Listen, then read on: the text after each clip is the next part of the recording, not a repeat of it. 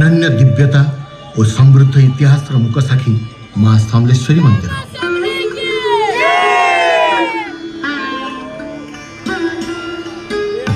देवी समलेश्वरी संबलपुर आराध्या देवी माँ का नाम प्रख्यात संबलपुर नगर। प्रकृतिर अपरूप सुषमार भंडार अटे संबलपुर। चौहान वंशर बलराम देव थिले यार नृपवर।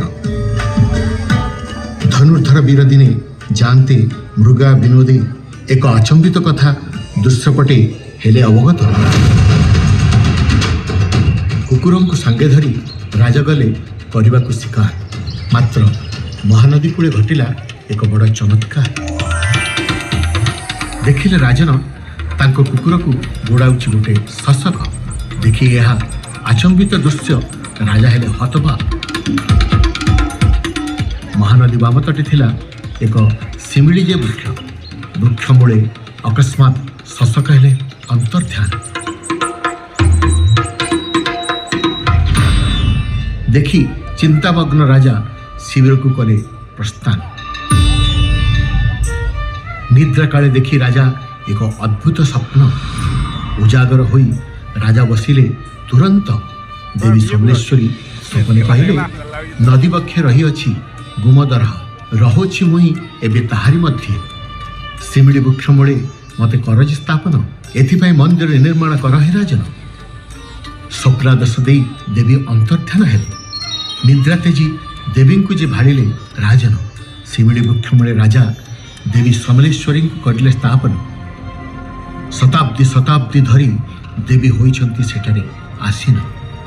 स्वप्नादेश अनुरूप राजा आरंभिले मंदिर निर्माण। मात्र समस्त उद्यम तांक होइराजी पंड।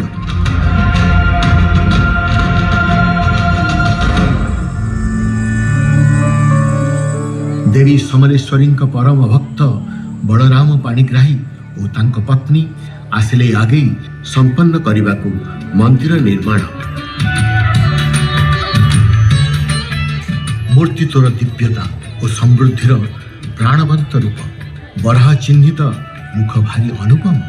भित्तिस्थले मां भव्य प्रतीक स्मरण मात्र के रोग दोष वही खंडित। तुम्हें नहीं ना कहार रूप प्राचीन कालरू मन मध्य रही अछ मात। हे देवी समलेश्वरी अटल शांति प्रदायिनी। प्रतिध्वनित हुए तो रहस्य पृथ्वी गर्भरु। प्रतिवर्ष 3 पर्व हुई पालित। पुरपल्ली हर्षोल्लासी हुए विगलित। हस्ते धरे पुष्पांजलि सर्वपुरवासी मां पद्मरे माती होइथांती खुशी।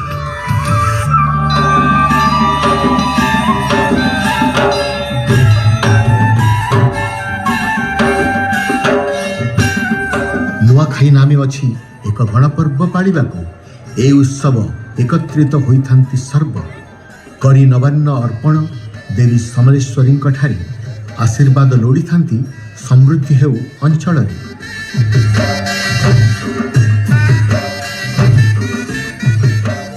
महाविश्व संक्रांति आसे मृत्यु उपरे प्रेमर कथा जे भासे।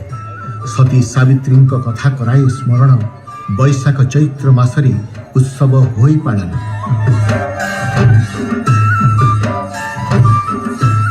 शारदीय दुर्गा पूजा